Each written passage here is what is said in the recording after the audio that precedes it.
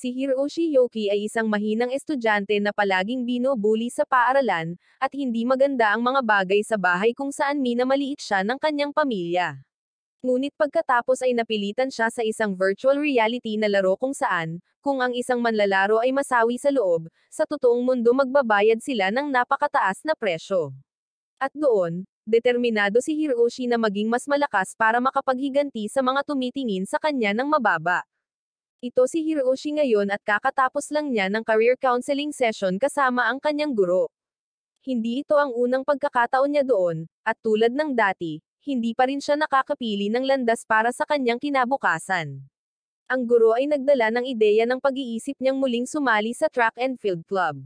Sa sinabi ng guro, parang dati ay may naranasan si Hiroshi kaya huminto sa sports, at nagpatuloy ito hanggang ngayon, kaya hindi pa rin siya nag-training or nagbabalak na sumali muli. Ang guro ay nakiramay sa kanya, pagkatapos ay sinimulan siyang hikayatin sa pamamagitan ng mga motivational na salita na walang kinalaman sa problema ni Hiroshi. Sa pagtingin sa mesa ng guro, alam ni Hiroshi na kakabasa pa lang niya ng paano makipagkaibigan at makaimpluwensya ng tao at masyado siyang nahumaling dito. Natapos ang career counseling, at sa kanyang pag-uwi, ibinaling ni Hiroshi ang tingin sa schoolyard kung saan nakita niyang nagsasanay ang mga estudyante. Nakita siya ng isang may kahel na buhok na lalaki at lumapit ito. Kilala nila ang isa't isa, at pinayuhan siya ng kaibigang ito, tulad ng guro, na magsimulang muli sa pagsasanay, ngunit ibinigay pa rin ni Hiroshi ang dati niyang sagot, hindi. Hindi naman siya mapilit ng lalaking kahel ang buhok kaya nagpaalam na sila. Para naman kay Hiroshi, para takasan ang nakaraan, bumaling siya sa mga virtual reality na laro. Ngayon ang araw ng pagpapalabas ng isang laro na sabik niyang hinihintay, ang Final Quest Part 22.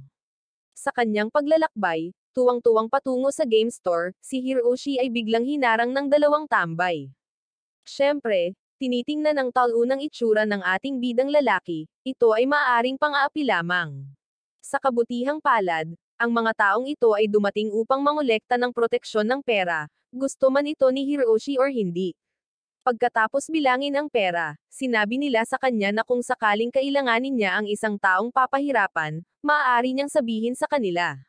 Naisip ni Hiroshi sa sarili, kayong dalawa ang gusto kong pahirapan. Sa pag-iwas sa dalawang tambay, si Hiroshi ay sumugod sa tindahan ng laro sa araw ng paglabas. Ngunit ng oras na upang magbayad, napagtanto niyang kapos na siya sa pera. Sa pag-iisip pabalik sa mga tambay na iyon, napagtanto ni Hiroshi na nagkamali siyang nagbigay ng 10,000 yen sa halip na 1,000 yen. Siyempre, kung walang sapat na pera, hindi niya mabibili ang laro. Kaya, umalis siya sa pagkadismaya. Hindi alam kung ano ang gagawin, huminto ang kanyang mga paa sa harap ng isang lumang tindahan ng laro na pinangalanang Kasargi. Nang walang pag-asa, pumasok siya sa loob. At sa katunayan, ito ay tulad ng inaasahan bawat laro doon ay ginawa 3 taon na ang nakakaraan.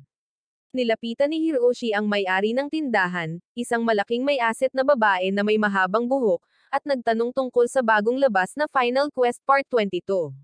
Nang marinig iyon, humagalpak sa tawa ang may-ari ng shop, sinabing ang larong iyon ay pinagkakitaan hanggang sa 22 bahagi at hindi pa rin natatapos. Nagreklamo siya na, kahit papaano, dapat nilang baguhin ang titulo para linlanggan ang mga bagong manlalaro. Ngunit si Hiroshi ay nagmamalasakit lamang kung mayroon siya or wala. Ang may-ari ng tindahan ay patuloy na nag-iisip tungkol sa larong iyon na masaya sa simula, ngunit nagiging boring sa paglipas ng panahon, dahil sino ang makakapaglaro hanggang sa 20 bahagi. Kadalasan nangongolekta lang ng mga gamit. Hindi mapalagay si Hiroshi dahil natamaan siya ng pako sa ulo, tunay nga, ang saya-saya lang noong laruin nung maliit siya, at unti-unti, hindi na. Pero wala siya rito para makinig sa isang magandang babae na may malaking asset na pag-alitan siya, gusto lang niyang malaman kung ibinenta niya ito or hindi. Kung gusto lang nitong pag-alitan siya, aalis na siya. Pagkatapos ay pinigilan siya ng may-ari ng tindahan at sinabing mayroon siyang laro. Binawasan pa niya ang presyo sa 10,000 yen para humingi ng tawad sa pang-iinsulto sa kanya. Dahil sa tuwa ay pumayag si Hiroshi na bilhin ito kaagad.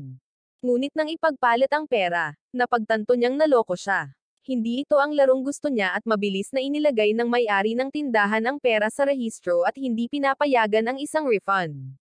Iginiit niya na ang larong ito ay mas mahusay kaysa sa 22 bahagi na iyon.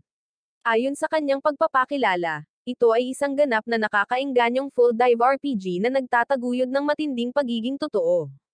Walang pakialam si Hiroshi, gusto lang niyang ibalik ang kanyang pera. Gayunpaman, sinabi ng may-ari ng tindahan na ang laro ay para sa mga nasa hustong gulang, na naging dahilan upang hindi niya ito mas malero. Ngunit sinimulan niyang suyuan at tuksuhin si Hiroshi na lumakad sa madilim na landas, na talikuran ang mga larong pambata. Pagkatapos ay hinawakan ng may-ari ng game shop ang kamay ni Hiroshi at nagpakilalang si Ryuna. Madalas din niyang nilalaro ang larong ito at sinabing ituturo niya sa kanya ang lahat ng kailangan niya gamit ang kanyang malusog, mapagbigay na puso at asset. Dahil sa pananabik, tinanggap ito ni Hiroshi at iniuwi ang laro. Hindi lang niya nakuha ang laro, binigyan din siya ng numero ng telepono ng dilag. Sa pagtingin sa laro, natuklasan niya na ginawa ito 10 taon na ang nakakaraan. Tinawagan ni Hiroshi si Ryuna, ngunit sinalubong siya ng boses ng babae na nagsasabing, ang numero na iyong na-dial ay kasalukuyang hindi maabot.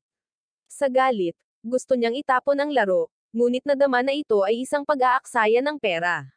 Pag-uwi niya, madilim na. Binalak ni Hiroshi na maligo muna bago maglaro. Pero pagbukas pa lang niya ng pinto ng banyo ay nakita niya ang nakababatang kapatid na si Kaid sa loob. Mabilis siyang humingi ng tawad at tumakbo pabalik sa kanyang silid. Nagpasya siyang subukan muna ang laro at inilagay niya ang laro sa console, umupo sa upuan, at nagsimulang mag-login. Pagpasok, ipinakilala sa kanya ang layunin ng laro, talunin ang hari ng demonyo at iligtas ang mundo. Ang quest ng baguhan ay umalis sa bayan at pumunta sa Flora City para tanggapin ang susunod na misyon. Si Hiroshi ay inilagay sa katawan ng isang ordinaryong taga-nayon. Ang tanawin ay napakaganda, at ang pakiramdam ng pagpindot ay nadama na hindi kapani-paniwalang totoo. Kahit na ang sakit ay naramdaman na nakakagulat na tunay. Naguguluhan pa rin, pumasok ang isang NPC para hanapin si Hiroshi. Sa pagtingin sa disenyo ng karakter, hindi siya makapaniwala na ito ay isang laro mula sa 10 taon na ang nakakaraan. Tiningnan niya ang save menu at nakitang nandoon pa rin ito, kung hindi, akalain niyang reincarnate na talaga siya. Ipinakilala ng NPC ang kanyang sarili bilang si Alicia, ang childhood friend ni Hiroshi. Nabanggit niya na ngayong araw ay kukuha ng mansanas ang dalawa. Sa sandaling iyon, pumasok ang isa pang NPC at sinabihan silang kumain ng almusal.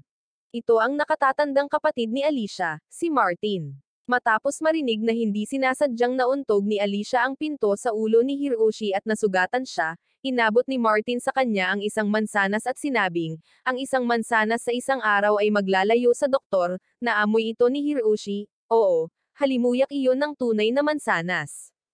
Kinagat niya ito, at nagbigay ito sa kanya ng sensasyon ng pagkain ng isang tunay na mansanas.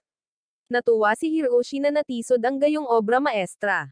Nang makitang kinagat ni Hiroshi ang mansanas, gumamit si Alicia ng kutsilyo para hiwain ito para sa kanya.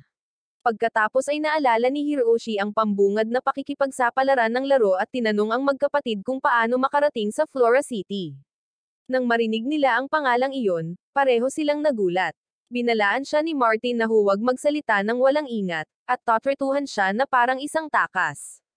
Iminungkahi ni Alicia na pumunta sila sa bukid upang mag-usap, ngunit naramdaman ni Hiroshi na nag-overreact lang sila at nagpa siya na mag-isa. Bigla siyang sinunggaban ni Martin at niyakap siya ng mahigpit, sinabing hindi siya dapat tumakas. Sa pamamagitan ng kanyang paliwanag, nalaman ni Hiroshi na para protektahan ang mga tao mula sa pag-atake ng mga goblins, ang Tito City, kung saan sila nakatira, ay nag-ukay ng malalaking moat sa paligid ng lungsod. Ang mga tao sa bayan ay ipinagbabawal na umalis, at walang sino man sa labas ang pinayagang pumasok maliban sa mga espesyal na sugo. Pinutol din ng bayan ang lahat ng panlabas na komunikasyon.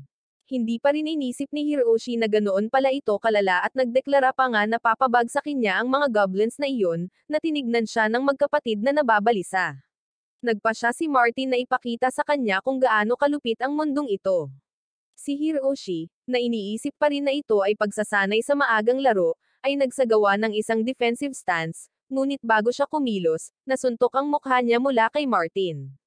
Sa sakit, napasigaw siya at nagsabi ng masama. Nang makitang hindi pa rin ito nagising si Hiroshi, sinuntok siya ni Martin ng ilang beses, na naging sanhi ng pagdugo ng kanyang ilong. Si Martin, na kumakain ng mansanas, ay pinuna siya, na sinabi na sa isang katawan na tulad niya, hindi niya kayang ibagsak ang isang kuneho, lalo na ang isang goblin. Sa puntong ito, galit na galit si Hiroshi. Sa totoong buhay, siya ay nabully at na-pressure, kaya lumingon siya sa mga laro para sa ginhawa.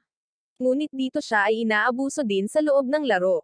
Hindi nakatiis, itinulak ni Hiroshi si Martin sa lupa, sa pag-aakalang ito ay isang normal na tulak lamang. Ngunit sa hindi inaasahang pagkakataon, tumagos ang kutsilyo sa lalamunan ni Martin, na ikinasawi nito. Si Alicia ay natakot sa pagkasawi ng kanyang kapatid, na sumisigaw ng galit kay Hiroshi. Kahit na inaangkin niya na ito ay isang aksidente, ang pagpaslang ay pagpaslang pa rin. Sa gulat, pinili ni Hiroshi na tumakas, na lalong nagpainit sa galit ni Alicia. Hinabol niya ito tulad ng isang mabangis na hayop, na pinilit si Hiroshi na tumakas para sa kanyang buhay sa loob ng ilang araw bago siya tuluyang mawala sa isang eskinita. Nanginginig pa rin dahil sa kakapaslang lang ng tao, tiniyak niya sa sarili na ayos lang ito, laro lang ito, at kung mag-log out siya at maglaro muli, mabubuhay si Martin. Sa sandaling iyon, nagpakita si Ryuna para tulungan siya. Kahit maganda siya, maliit siya sa tangkad. Ipinaliwanag niya na siya ay isang fairy character na personal na itinalaga ng kumpanya ng laro sa mga may-ari ng tindahan. Ginagampanan niya ang papel ng paggabay sa kanya, kaya hindi siya nakikita or naririnig ng mga NPC at halimaw sa laro. Ngunit nang dumating siya, huli na ang lahat. Ang mga baguhan na pakikipagsapalaran tulad ng pamimitas ng mansanas or pakikipagkita sa kaibigang kababata ay ginawa niyang kaguluhan. Tiningnan ni Ryuna ang title tag sa leeg ni Hiroshi, at may nakasulat na Childhood Friend Assassin. Nabigla, napagtanto ni Ryuna na pinili niya ang isang landas na diretso sa impyerno sa sandaling pumasok siya sa laro. Sinubukan ni Hiroshi na ipaliwanag na ito ay isang aksidente lamang, ngunit tulad ng itinuro niya, ang bawat assassin ay sinasabi iyon na sa korte. Hindi gustong ma-stuck sa pamagat na ito, gusto ni Hiroshi na i-restart ang laro, ngunit nagsisisi na ipinaalam sa kanya ni Ryuna na ang larong ito ay walang restart function. Ito ay katulad ng totoong buhay na ipinaliwanag na niya na ito ay isang hyper-realism na laro. Ang larong ito ay automatikong nagsisave ng pag-unlad, kaya kahit na mag-log out si Hiroshi ngayon, sa susunod na mag-login siya, magsisimula siya ng eksakto kung saan siya tumigil, ibig sabihin, dadalhin niya ang label na Childhood Friend Assassin hanggang sa katapusan ng laro. Pinayuhan din siya ni Ryuna na huwag pakialaman ang hardware dahil direktang nagsisave dito ang laro. Kung ginulo niya ito, kailangan niyang bumili ng bagong VR console na nagkakahalaga ng 900,000 yen. Isang baliw lang ang gagawa nun at sinabi ni Ryuna na makakabili siya ng console sa kanyang shop sa murang halaga na 1 million yen. Ang pagbebenta ng ganoon ay magpapayaman sa kanya ng mabilis. Galit na humingi ng refund si Hiroshi, ngunit syempre tumanggi siya. Ang kanyang shop ay may malinaw na disclaimer ng full liability exemption. Nang magbanta si Hiroshi na magdedemanda, hindi natakot si Ryuna, mas marami siyang oras at pera kaysa sa ilang high schooler. Pinayuhan niya ito na tanggapin ito at maglaro. Muling ipinakilala ni Ryuna ang laro bilang Ultimate Quest, Pinaikling isang ganap na interactive na RPG na inilabas sa limitadong dami sa Japan 10 taon na ang nakakaraan. Matagal itong wala sa warranty at itinuturing na isa sa hindi gaanong sikat na mga laro sa kasaysayan. Gayunpaman, mayroon pa ring ilang mga manlalaro, bihirang bilang sila. Kabilang sa kanila ang isang tinatawag na Ginji, na pinaslang din ang kanyang childhood friend sa simula ng laro 10 taon na ang nakakaraan. Iminungkahi ni Ryuna kay Hiroshi na hanapin siya para sa payo. Sumunod, inutusan ni Ryuna si Hiroshi na suriin ang kanyang item pouch, na naglalaman ng 30 gintong barya. Inirerekomenda niya na bumili siya ng ilang bagong damit para sa pagbabalat kayo, dahil kumalat na ang balita ng pagkasawi ni Martin at isa na siyang wanted na lalaki.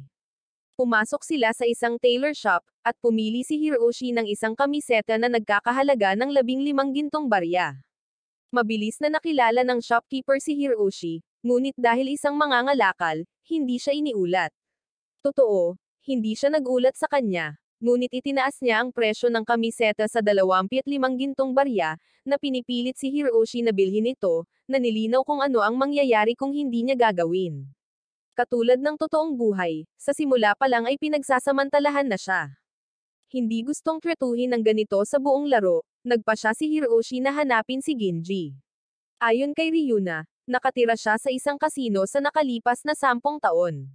Nagsimulang hanapin siya ng dalawa at medyo malaki ang lungsod na ito dahil nahiwalay ito sa labas ng mundo. Nakagawa ito ng self-sufficient na modelo, na normal dito. Ang sino mang umalis sa lungsod ng walang pahintulot ay tatapusin, at ito ang dahilan kung bakit walang nang ahas na magrebelde. Idinagdag ni Ryuna na kung nais ni Hiroshi na umalis sa lungsod, kailangan niyang makatagpo si Ginji.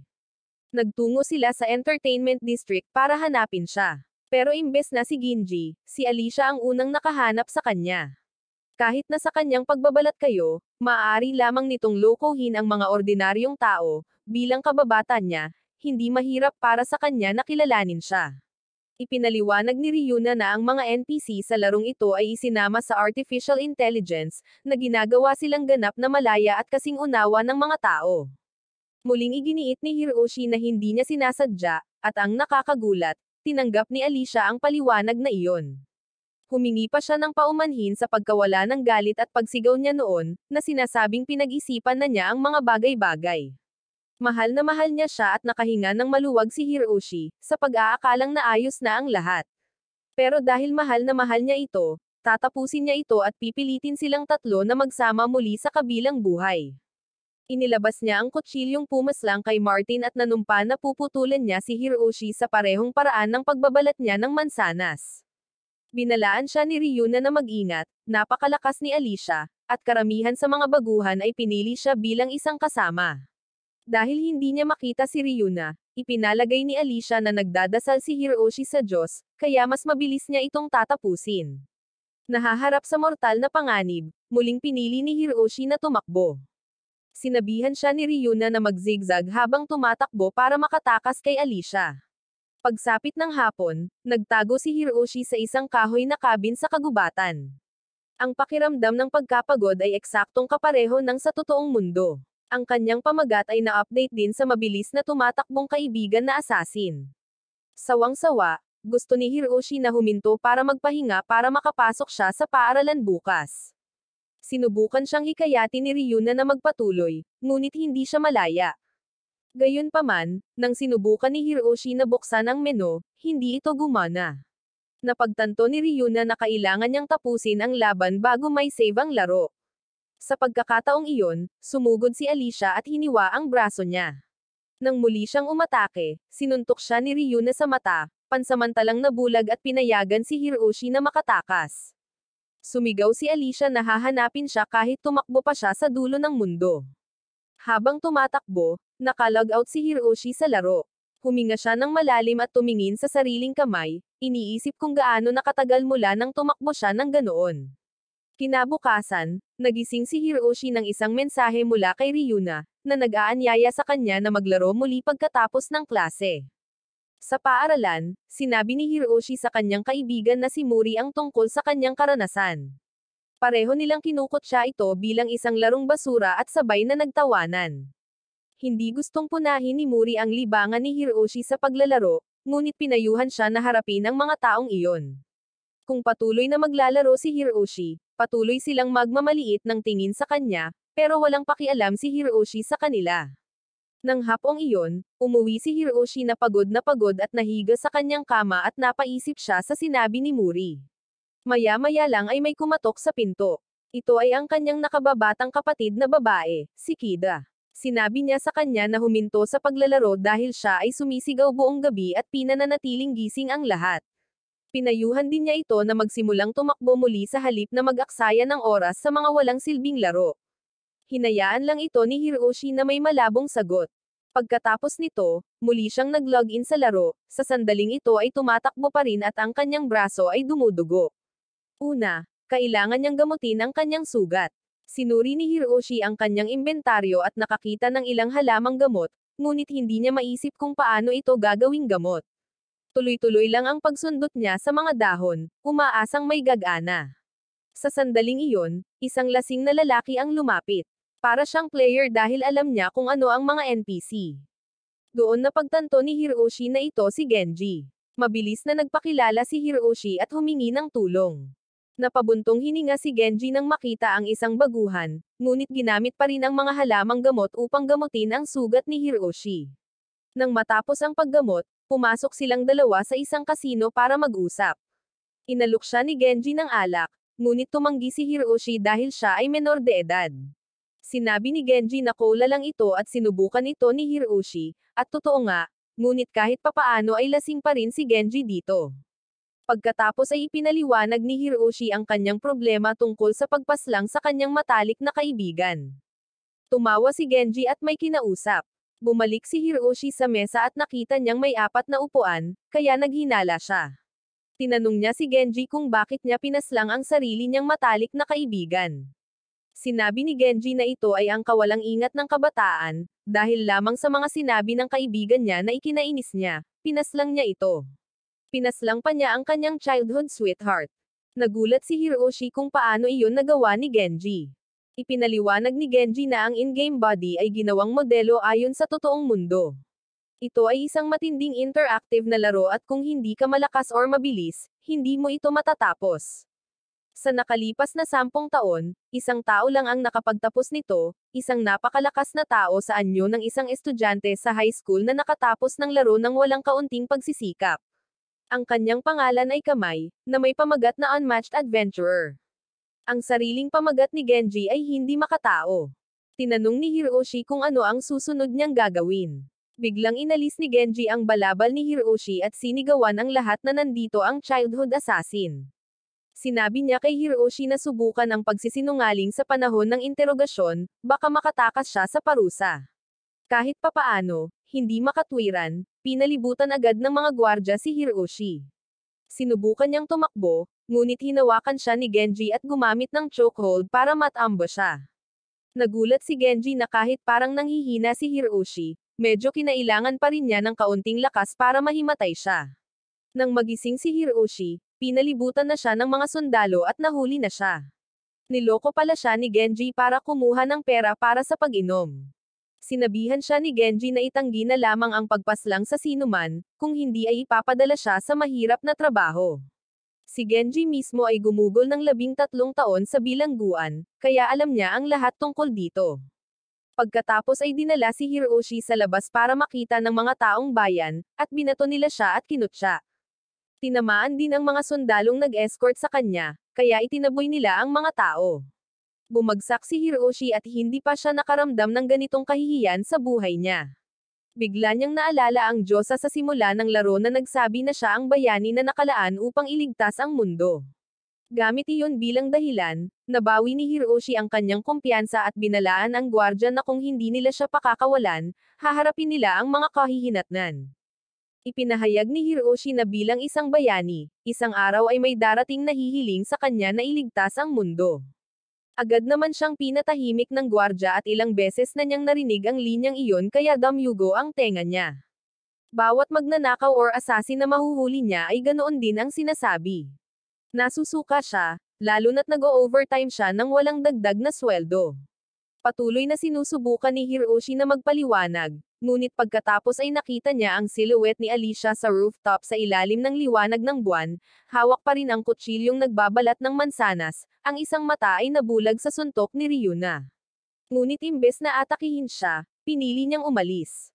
Dahil sa takot, nakiusap si Hiroshi sa gwardya na itapon siya kaagad sa kulungan. Pagkatapos ay itinapon nila siya sa isang selda ng bato at naghanda para sa interogasyon. Gusto ni Hiroshi na i-pause ang laro dito, ngunit hindi nito pinayagan dahil nagpapatuloy pa rin ang pagkakasunod-sunod ng kwento. Sa pagod na buntong hininga, nagpasya siyang maghintay. Pagkatapos ng 30 minuto, sinubukan niyang mag-log out muli, ngunit hindi pa rin ito gumana. Pagkatapos ng ilang mga pagtatangka, nagsimula siyang mawala sa sarili, sumigaw ng labis na mabilis siyang nagutom at kinailangan niyang tumahimik. Mula sa gutom, ang kanyang discomfort ay lumipat sa pangangailangan na umihi. Nagpasya si Hiroshi na gumamit ng banyo sa malapit. Pero nang ibababa na sana niya ang kanyang pantalon ay parang pinagmumultuhan siya ng multo ni Martin. Dahil sa gulat, napaatras si Hiroshi. Buti na lang at hindi niya nabasa ang sarili niya. Patuloy ang pagsasabi ng masama at paglabas ni Martin ng dugo kay Hiroshi dahil sa pagpaslang sa kanya. Depensa ni Hiroshi sa kanyang sarili, sinabing si Martin ang kumakain ng mansanas gamit ang kutsilyo, paano niya malalaman? Pinag-isipan ito ni Martin at inamin na may punto si Hiroshi. Ito ay bahagyang kasalanan niya at pagkatapos ay nagdala siya ng isang pangako na ginawa nila noon. Hiniling niya kay Hiroshi na ulitin ito, ngunit walang ideya si Hiroshi kung ano ang sinasabi niya.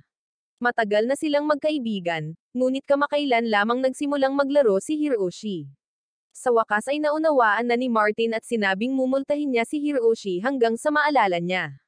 Ipinaalala nito kay Hiroshi si Genji, na madalas na kinakausap ang sarili, marahil kinakausap niya ang 2 taong napaslang niya.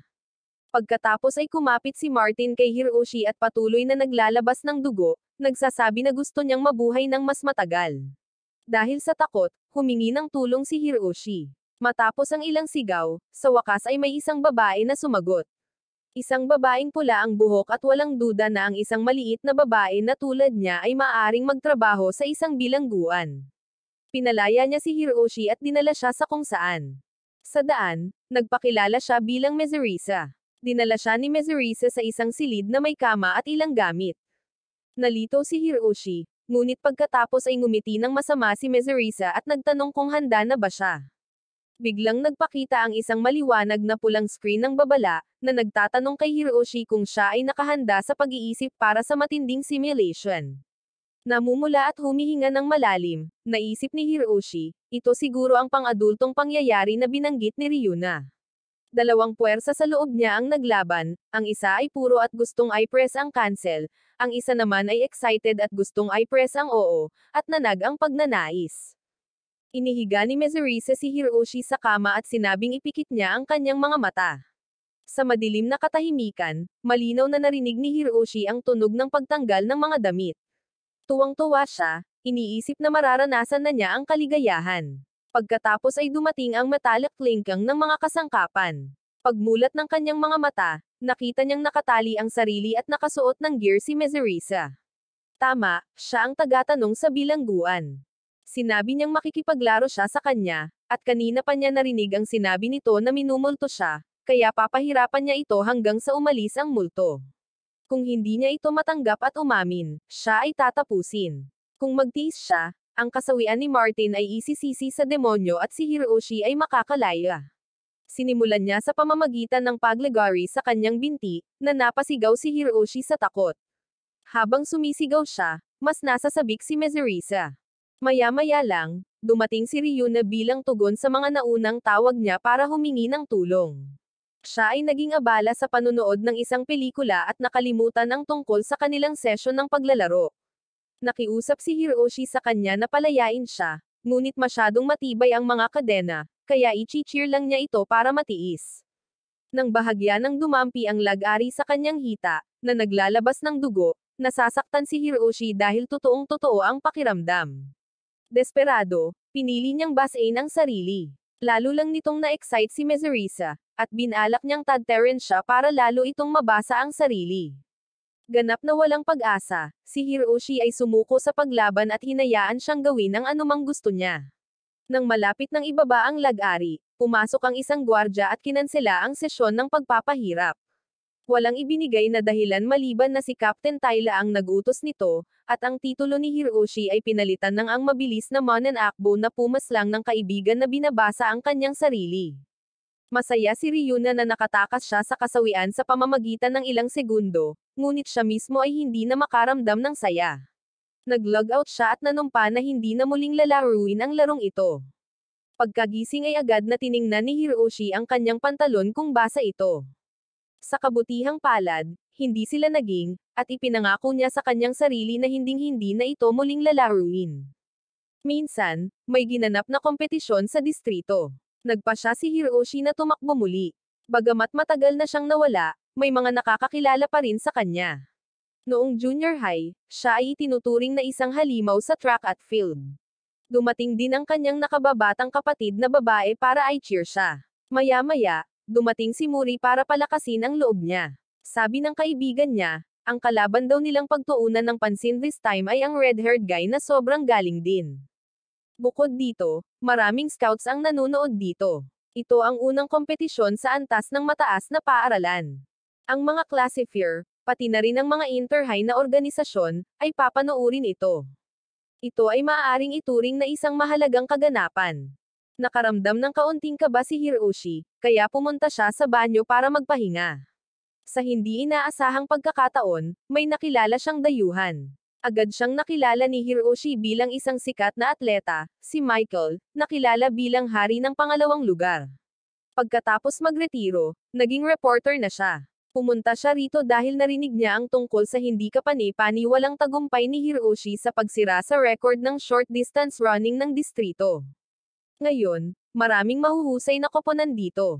Ngunit si Michael ang may pinakamataas na inaasahan para sa kanya.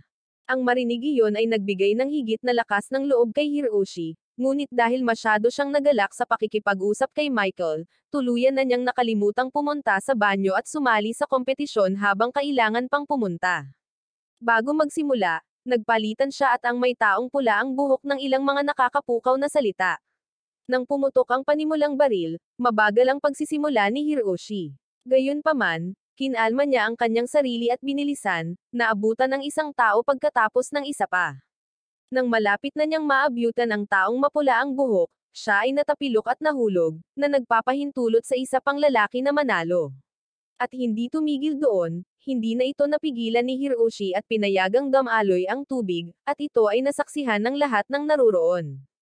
Sa banyo ng mga lalaki, naghugas ng pants si Hiroshi habang hinihiling na sana masawi na lang siya. Pagkatapos maghilamos ay itinapon niya sa basurahan ang pants niya. Paglabas niya, inaliw siya ni Kida, ngunit hindi niya ginawang aliw ang mga salita nito, galit na itinaboy siya, nasaktan ang kanyang damdamin habang tumatakbo si Kida. Lumapit si Michael at sinuri niya ang pagganap ni Hiroshi bilang kaayla hilakbot. Sinubukan ni Hiroshi na magpaliwanag, ngunit naisip lamang ni Michael na mas malala siya. Sinabi ni Michael na ang espiritu ng isang atleta ang pinakamahalaga. Ang hindi makapag-perform sa ilalim ng pressure ay isang nakakasawi na depekto. Ngunit sa kanyang pananaw, bukod sa problema ni Hiroshi sa pagtakbo, marami pa siyang ibang issue. Kung titignan ang mukha niya, parang hindi pa rin niya napagtatanto ito. Kaya binigyan siya ni Michael ng isang linya, tumingin ka sa loob at palitan mo ang iyong pantalon. Walang ibig sabihin ang linyang iyon at lalo lang nadismaya si Hiroshi. Sa pagbabalik sa kasalukuyan, nagising si Hiroshi matapos magdesisyon na huminto sa laro. Habang nag-aalmusal, sinabi ni Kida na mas mabuting itago ito ng kanyang kapatid at huwag maglaro ng gabing-gabi para maiwasang makaistorbo sa iba. Sinabi ni Hiroshi na nag-iingay din siya kapag dinadala ang mga kaibigan. Pagkatapos ay nagsimulang magtalo ang dalawa at pumasok ang kanilang ina upang makipagpayapaan. Sinisi ni Kida ang laro kung bakit naging ganito ang kapatid niya. Pagkatapos ay ipinahayag ni Hiroshi na huminto siya sa laro, na ikinagulat ni Kida. Ngunit pagkatapos ay lumipat siya sa pagkadismaya, sa pag-aakalang huminto ang kanyang kapatid dahil ito ay masyadong mahina. Ano man ang ginawa niya, palagi siyang sumusuko sa kalagitnaan, tulad noong sumali siya sa track at field, pagkatapos ay huminto upang maglaro. At ngayon ay huminto sa mga laro, tinawag niya ang kanyang kapatid na kaawa-awa at umalis papuntang paaralan. Sinabi ng ina ni Hiroshi na gusto lang ni Kida na maging cool siya tulad ng dati, dahil lagi niyang sinasabi sa kanyang mga kaibigan kung gaano siya kahanga-hanga. Bumalik si Hiroshi sa paaralan gaya ng dati. Dumating ang dalawang street tambay para mangikil muli ng protection money. Pagod na siyang lumaban kaya naman inabot niya ang pera at umalis. Pagdating ni Muri, hindi niya ito pinansin. Pagkatapos ng paaralan, nakatagpo niya ang kanyang guro, na nagtanong tungkol sa kanyang mga plano sa hinaharap. Hindi pa rin daw niya alam at sinabihan ang guro na maghintay. Paglabas niya ay nakatanggap siya ng tawag mula kay Ryuna. Ilang beses na niya itong tinawagan at gustong makipagkita sa game store. Nagkataon, may balak din siyang pumunta doon. Pagdating, gusto niyang ibenta ang laro. Sinubukan niyang iwasan ang paksa, ngunit determinado siyang ibenta ito. Tinanong niya, bakit? Hindi pa ba halata? Mula sa pagpaslang ng mga tao hanggang sa pagiging wanted, pagkatapos ay isang bilanggo at muntik ng mapaslang. Muling humagalpak ng tawa si Ryuna na ikinagalit ni Hiroshi. Siya lang ang nag-e-enjoy dito samantalang siya ay malinaw na hindi. Kung hindi niya ibabalik ang laro, ibebenta na lang niya ito sa ibang lugar. Ngunit pinayuhan siya nito na huwag gawin iyon. Kung gusto niyang bawiin ang kanyang pera, may sariling dahilan ito at hindi niya masabi sa kanya ang totoo tungkol sa larong ito. Tinawag niya siya rito upang ipakita sa kanya ang isang bagay at binanggit ang isang manlalaro na nagngangalang Kamoy, isang pangalang narinig na ni Hiroshi mula kay Genji. Ipinaliwanag ni Ryuna na si Kamoy ang pinakabatang miyembro ng Tokyo City Council at isang highly skilled player ng larong ito. Ipinakita niya kay Hiroshi ang isang clip ng panayam kung saan sinabi ni Kamoy na malaki ang impluwensya ng laro sa kanyang buhay at siya lang ang nakatalo dito. Gusto niyang si Hiroshi na mismo ang mag-clear sa laro. Pagkatapos ng lahat, iyon ay mas mabuti pa kaysa sa ganap na pagtigil. Higit pa rito, nakahanap siya ng gabay sa pagtalo sa larong isinulat mismo ni Kamoy. Nagtaka si Hiroshi kung bakit, kung may gabay, walang ibang nakatapos sa laro. Ipinaliwanag ni Ryuna na isinulat ito ni Kamoy noong siya ay mag-aaral pa lamang, at noon, abot langit ang ego ng lahat. Ang kanyang estilo ng pagsusulat ay napaka-arrogant at mabigat sa trash talk na walang sino man ang makatiis na basahin ito sa lahat ng paraan. Oo naman, ilang linya pa lang, sinisiraan na ni Kamoy si Hiroshi, tinatawag siyang kaawa-awa para sa kahit na pagtingin sa gabay. Nagngangalit ang kanyang mga ngipin, patuloy na nagbabasa si Hiroshi. Ang payo ni Kamoy sa mga baguhan ay mag-focus sa pisikal na pagsasanay bago man lang maglaro, 100 push-up, 100 sit-up, 100 squat jump, at 10-kilometer run kada araw. Sa pag-aakalang iyon ay katawa-tawa, si Hiroshi ay naghanap ng mas kapaki-pakinabang na mga tip. Nahanap niya ang section, gusto akong tapusin ng childhood friend ko. Payo ni Kamoy, kung na-trigger mo ang sangay ng kaganapang ito, masawi lamang ng 4 na beses at tapusin ito. Gayunpaman, binanggit niya ang isang in-game trick, kung hindi ka manalo sa isang laban, manalo ng hindi lumalaban. Hanapin lamang ang kahinaan ng kalaban at pagsamantalahan ito, pero hindi kumbinsido si Hiroshi. Kasunod ay pinagmumultuhan ng multo ng matalik mong kaibigan. Sabi ni Kamoy, hayaan ka lang sundan ng multo. Pagkatapos ay dumating ang seksyon ng mga armas, kung saan itinuro ni Kamoy ang isang nakatagong espada sa sulok ng panimulang silid. Iminungkahi din niya ang pagbili ng mga karagdagang item. Natural, tinapos ni Kamoy ang kanyang gabay sa isa pang barrage ng insulto sa buong linya ng pamilya ni Hiroshi. Sa paglunok ng kanyang galit, may sasabihin pa sana si Hiroshi nang bigla siyang niyakap ni Ryuna mula sa likuran, bamulong sa kanyang tainga, kung sino man maliban kay Kamoy ang makakatalo sa larong ito, talagang gusto niyang pakasalan ang taong iyon. At higit pa sa kasal ang gusto niya. Kahit na may nerbiyos na bakal, nahuli si Hiroshi at itinulak siya palayo. Ngunit nang makita niya ang kanyang mga puppy dog eyes na puno ng desperadong pag-asa ay nag-alinlangan siya. Sa huli, pumayag siyang ituloy ang paglalaro. Muli, nag-login siya sa laro kung saan siya huminto. Hinimok siya ng isang sundalo na magmadali at umalis, at itinulak siya kasama ng kanyang espada upang maiwasang mabasa muli. Si Mezarisa, nahuhumaling pa rin, ay gustong mag-ayos ng isa pang meeting. Panay ang tanggi ni Hiroshi at ibinunyag pa niya ang kanyang maling pagnanais na panatilihing basa ang kumot niya para mapanatili niya ang bango. Pag-alis sa silid ng pagpapahirap, si Hiroshi ay dinala sa isang daanan sa ilalim ng lupa na ginagamit upang dalhin ang mga bilanggo sa labas. Nasa unahan ng isang engranding estate, na ipinakilala ito ng sundalo bilang palasyo ng reyna na pinuno ng saradong lungsod.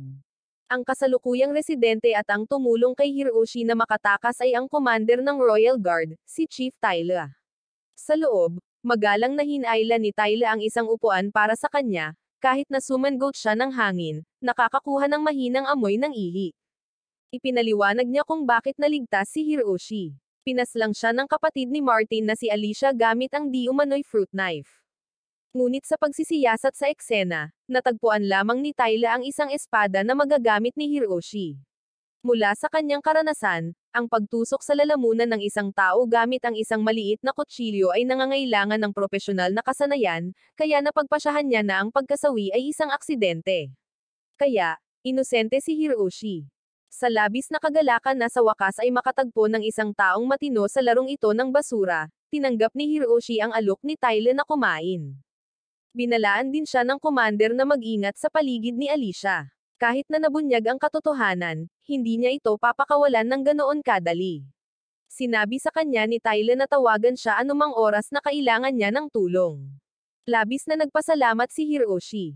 Sa wakas, nakamit na niya ang kanyang kalayaan pagkatapos ng ilang buwang pagtatago na parang takas, at ang unang bagay na kailangan niyang gawin ay umuwi at kunin ang kanyang espada. Sinabi ni Ryuna na dahil nasa labas ang nayon niya, aabutin sila ng ilang araw bago makarating doon. Gayunpaman, kahit na napatunayang inosente siya, hindi ito pinaniwalaan ng mga taga-nayon at buong umaga silang nangongolekta ng mga bato ng walang kriminal na paghahagisan sa kanila, kaya pinili nila si Hiroshi bilang kanilang target. Kinailangan niyang tumakbo para sa kanyang buhay upang makatakas. Nang maubusan sila ng mga bato, humawak sila ng mga martilyo at pala para tugisin siya na parang mga zombie na mababa ang HP sa isang laro. Nagkomento si Ryuna na ito ay parang totoong buhay.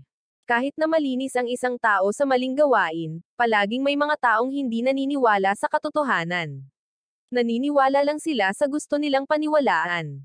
Ngayon, kung gusto ni Hiroshi na bumalik sa kanyang nayon, kailangan niyang tumawid sa tulay na iyon doon, ngunit may nagbabantay dito. Iminungkahi ni Ryuna na bumili sila ng mga gamit habang naghihintay na sumuko ang mga taga-nayon. Kung tutuusin, kailangan niyang paghandaan ang engkwentro nila ni Alicia.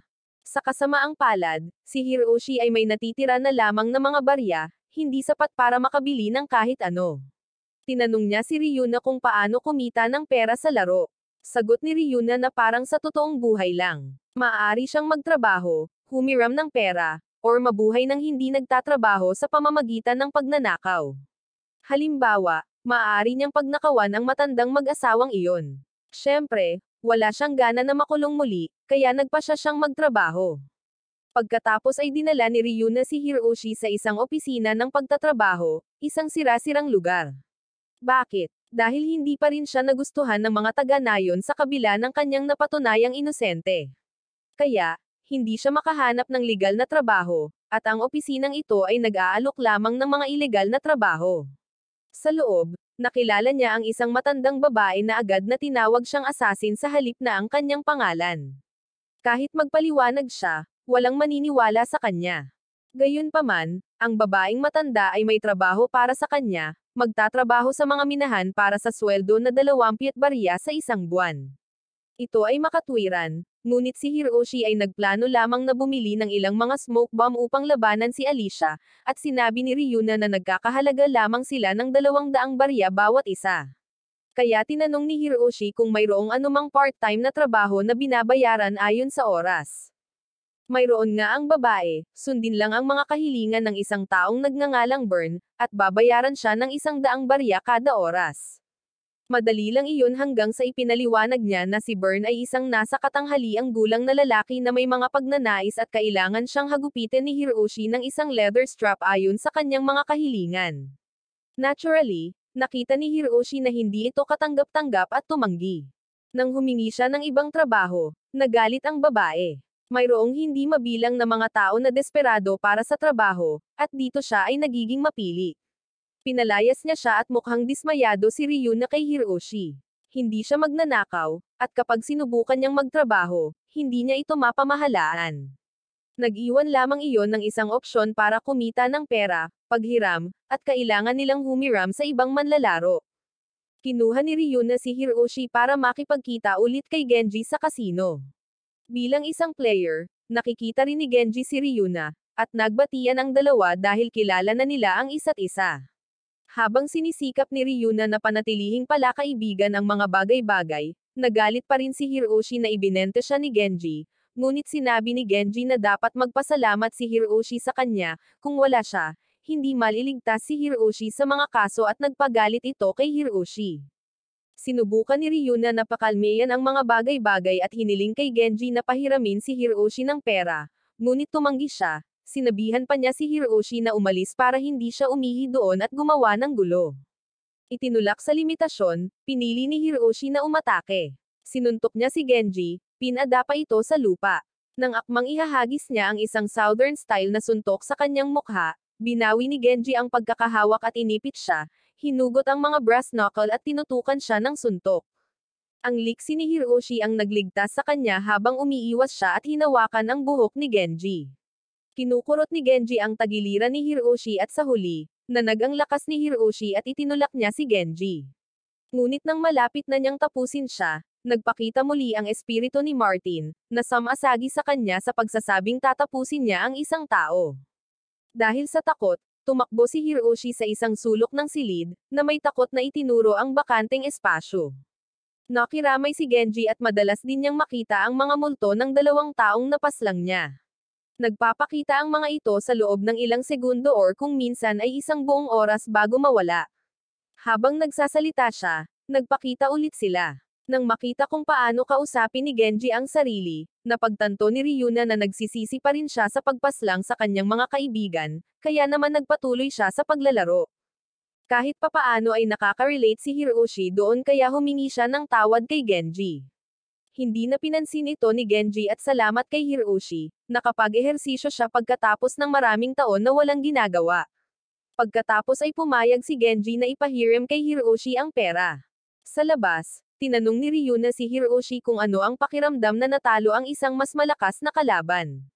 Ngunit bago pa siya makasagot, muling nagbago ang kanyang badge, at ngayon ay binansagan siya nito bilang ang taong pumaslang sa kanyang matalik na kaibigan, tumakbo ng mabilis, binasa ang sarili, at ninakawan ng matandang lalaki. Nagpunta ang dalawa para bumili ng mga smoke bomb. Pumasok si Hiroshi sa isang tindahan at nakilala ang may-ari, si Elsa. Dahil pinahiram lang sila ni Genji ng 600 coins, bumili si Hiroshi ng 2 smoke bomb at nagtatago ng 200 coins para sa mga emergency.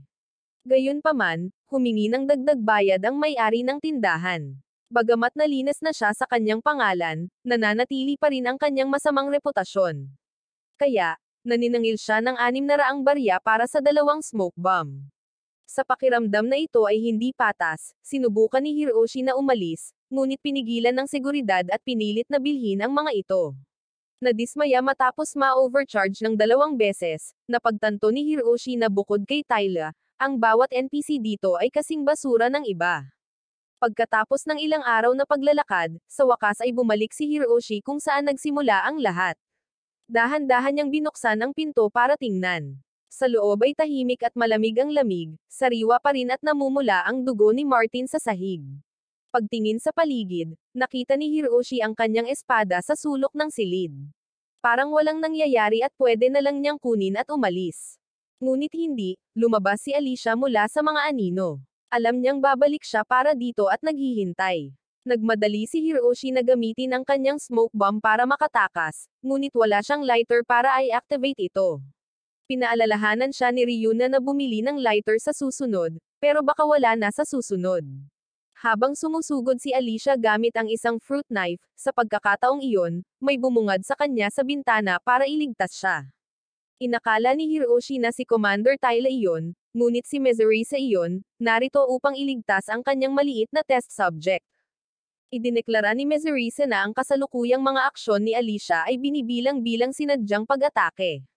At dahil na-clear na ni Tyla si Hiroshi, kung patuloy na hindi papansinin iyon ni Alicia, siya ay arestuhin. Tinanong ni Hiroshi kung paano nalaman ni Mezurisa na nandito siya, at inamin niya na nakabuntot siya sa kanya, sinusubaybayan siya sa kanyang amoy. Laking gulat na may amoy pa, ipinaliwanag ni Ryuna dahil hindi pa siya nagpapalit ng damit mula nang pumasok sa laro, kaya malakas pa rin ang amoy ng ihi. Iminungkahi rin niya kay Hiroshi na imbitahan si Ryuna sa partido, dahil malakas siya at kaya niyang protektahan siya mamaya. Habang nag-iisip siya, umatake si Alicia mula sa likod. Hinawakan ni Mezurisa ang sando niya at hinayla siya palayo. Sa isip ni Alicia, wala siyang ibang gusto kundi tapusin si Hiroshi at hindi pinansin ang nalinas nitong pangalan. Kahit sino sa kanyang paraan ay tatapusin. Inihampas ni Alicia ang kanyang punyal, ngunit hinarang at itinulak ni Mezurisa ang kanyang likod, pagkatapos ay lumipat sa loob ng isang cleaving attack. Nang mawala ang alikabok, nawala na si Alicia. Habang nalilito ang lahat, nakita siya ni Ryuna sa kisame. Nagpanik si Hiroshi, dahil anong uri ng makatotohanang laro ito. Sinamantala niya ang pagkakataong agawin ng kutsilyong binitawan ni Alicia at itinapon ito sa labas para hindi siya armado, ngunit agad itong naglabas ng 2 pang kutsilyo para sa ganitong mga kaganapan. Lumipat sa serious mode si Mezurisa at dahil protektado si Hiroshi, napagtanto niyang maaari niya itong anyayahan sa kanyang partido.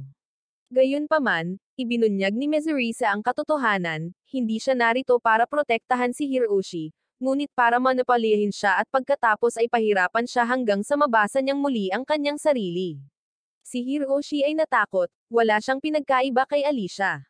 Nag-away ang dalawang babae sa kanya. Bagamat mas malakas si Mezurisa, mabagal ang kanyang atake, habang ang liksi ni Alicia ay hinayaan siyang makaiwas at inilagay si Mezurisa sa defensive mode. Pagkatapos, sa ilang segundo ng hampasin ni Alicia, napigilan ito ni Mezurisa, pinatumba ang magkabilang kutsilyo nang hindi binibigyan ng pagkakataon ang kanyang kalaban na mag-react. Naghanda si Mezurisa na tapusin si Alicia gamit ang isa pang cleave attack. Ngunit pinaalalahanan siya ni Alicia na habang malakas si Mezurisa, hindi siya mabilis, pagkatapos ay sinipa siya sa tiyan, na sinundan ng isa pang atake na nagpatumba sa kanya. Nagpa siya si Alicia na haharapin niya si Mezurisa mamaya, ngunit tapusin muna si Hiroshi. Sumugod si Ryuna para bumili ng oras para makatakas si Hiroshi.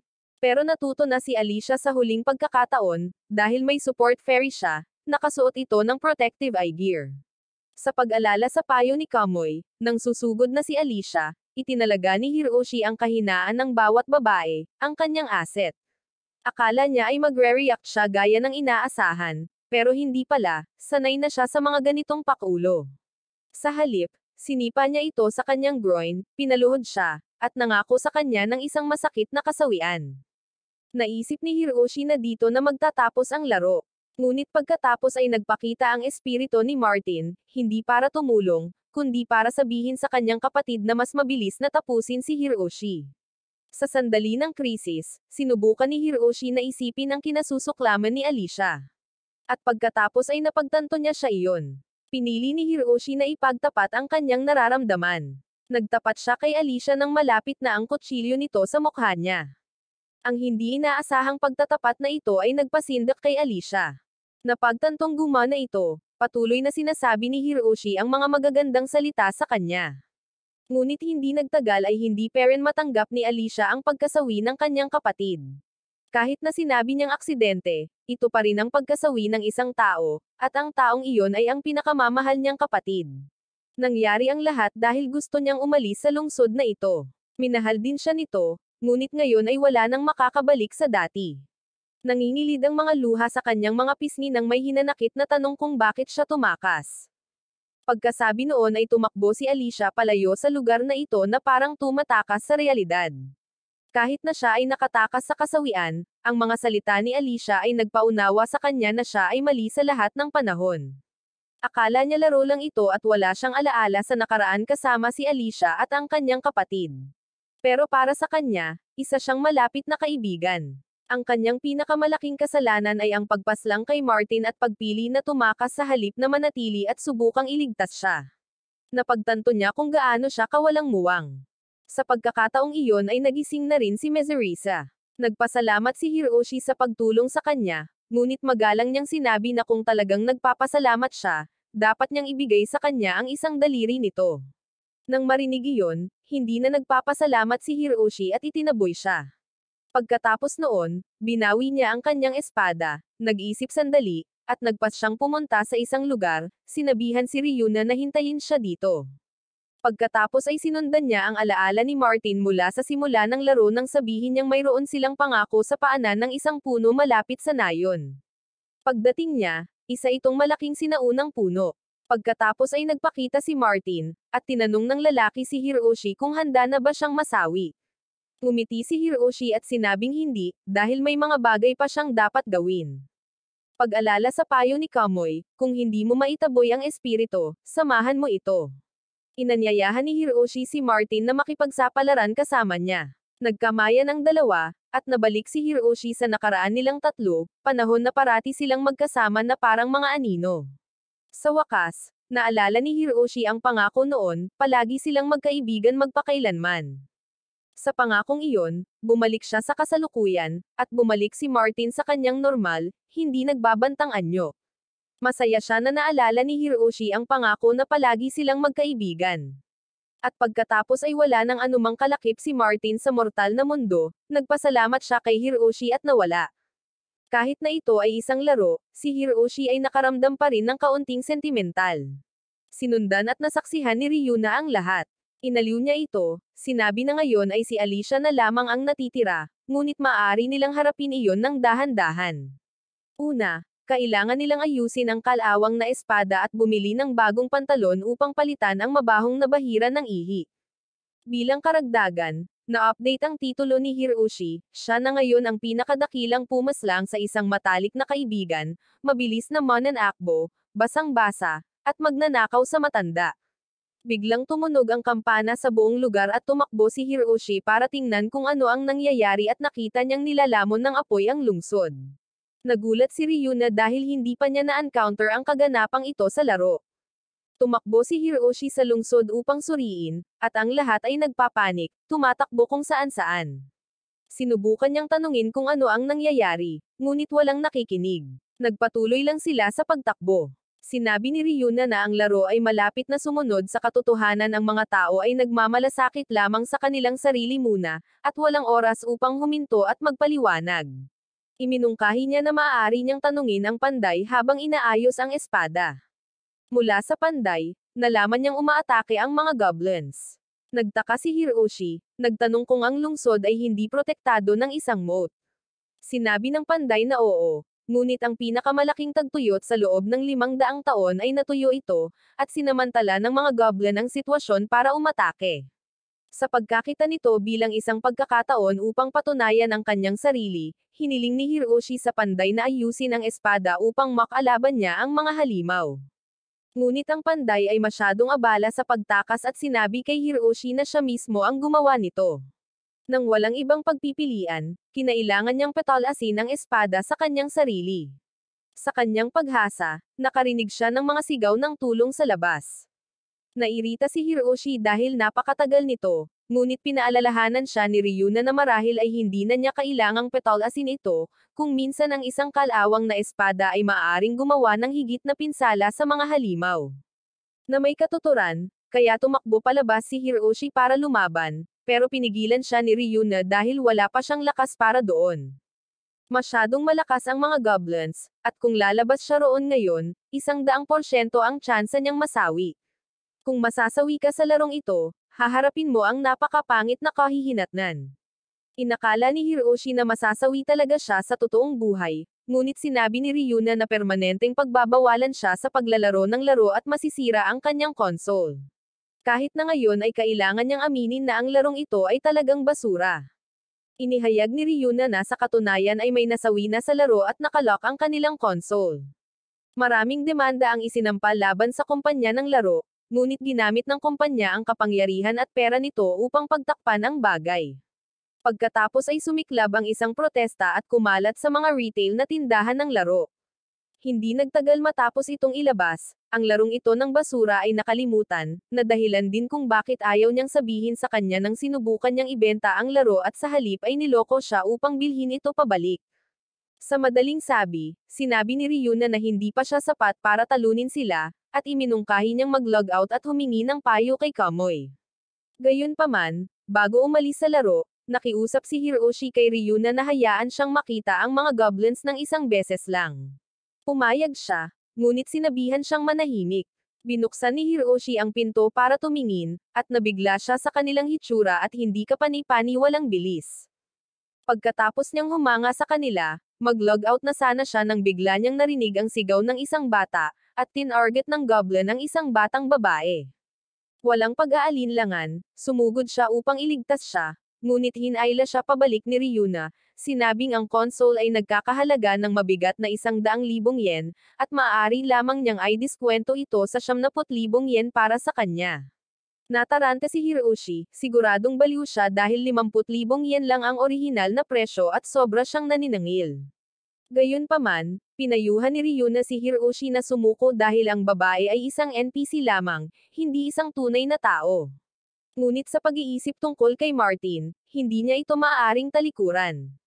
Buhay pa ang isang buhay, at ayaw niyang makitang may nasasawi, kahit hindi sa harap niya. Habang sila ay nagtatalo, Tatlong sundalo ang nagpakita sa labas upang protektahan ang babae. 3 laban sa 1 ay sapat na, ngunit ang goblin na ito ay masyadong malakas.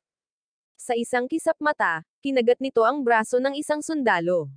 Sabay na umatake ang dalawa pa, ngunit napakabilis ng halimaw na lumipat ito sa likuran ng isa sa kanila, inatake ang pangalawa, pagkatapos ay pinunit ang magkabilang braso ng pangatlo bago siya tinapos. Kinilabutan si Hiroshi sa kanyang nakita. Ipinaliwanag ni Ryuna na ito ang dahilan kung bakit ang lahat ng mga baguhan ay sinabihan na umalis sa lungsod sa lalong madaling panahon upang maiwasan na makatagpo ng mga goblins. Tinanong ni Hiroshi kung talagang walang makakalaban sa kanila.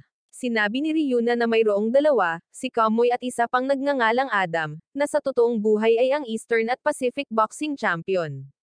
Sa isang panayam, nang tanungin kung sino ang kanyang pinakamahigpit na kalaban, ang sagot niya ay, ang Goblin. Kahit alam niyang walang pagkakataong manalo, nagpasya pa rin si Hiroshi na iligtas ang babae.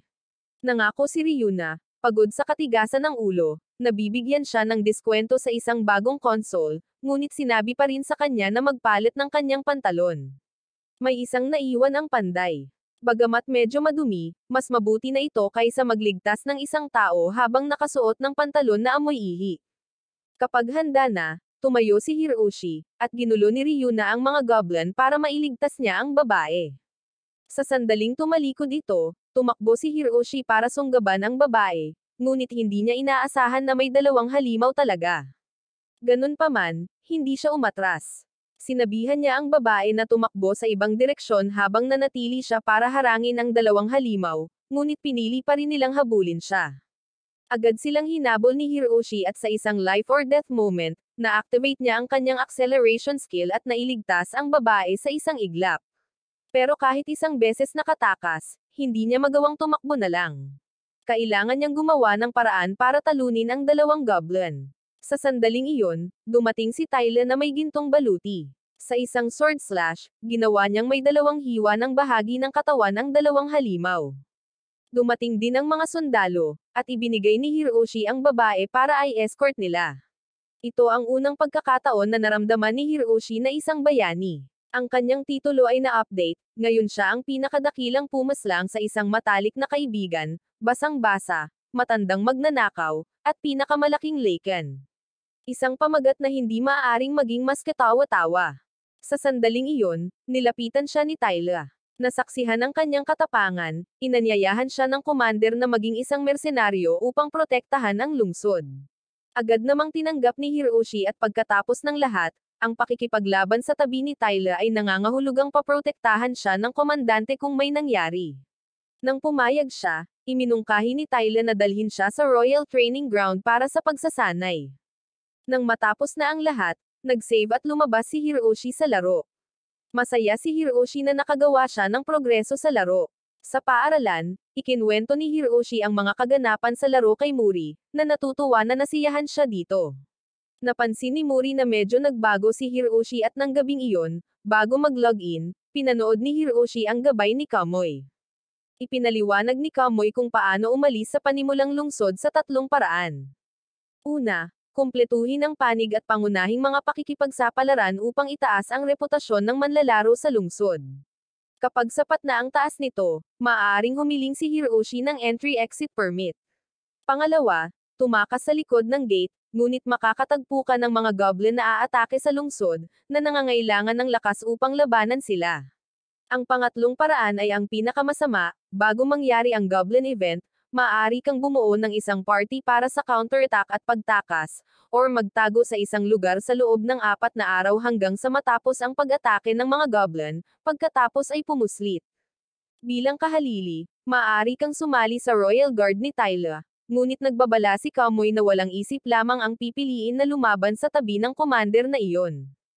Ito ay magiging lubhang malupit na may rate ng kasawian na kasing taas ng 300%.